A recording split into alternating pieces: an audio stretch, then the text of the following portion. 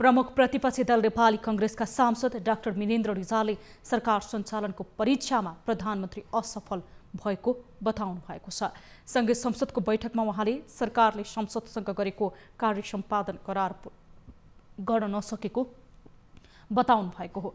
Budget कार्यान्वयन सरकारले संसदसँग गरेको कार्य सम्पादन भएको भन्दै उहाँले यो पूरा हुन नसकेकाले प्रधानमन्त्री शासन सञ्चालनको परीक्षामा असफल भएको तर्क गर्नु भएको थियो।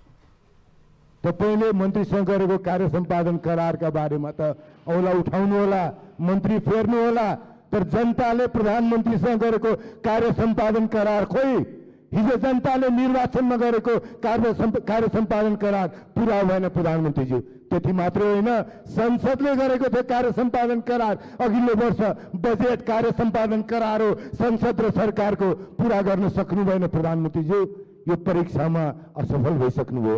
आउने दिन सफलताको होस्, शुभकामना व्यक्त गर्छु। एक वर्षमै जहाज र रेलको सपना देखाउने सरकार तिथि मिति तोकेर सत्ता पक्षले निम्ता गरेको स्मरण गराउँदै उहाँले अहिले पनि आधार वर्ष भनेर आर्थिक वृद्धिको बारेमा हल्का टिप्पणी नगर्न प्रधानमन्त्रीलाई सचेत गराउनु भएको थियो।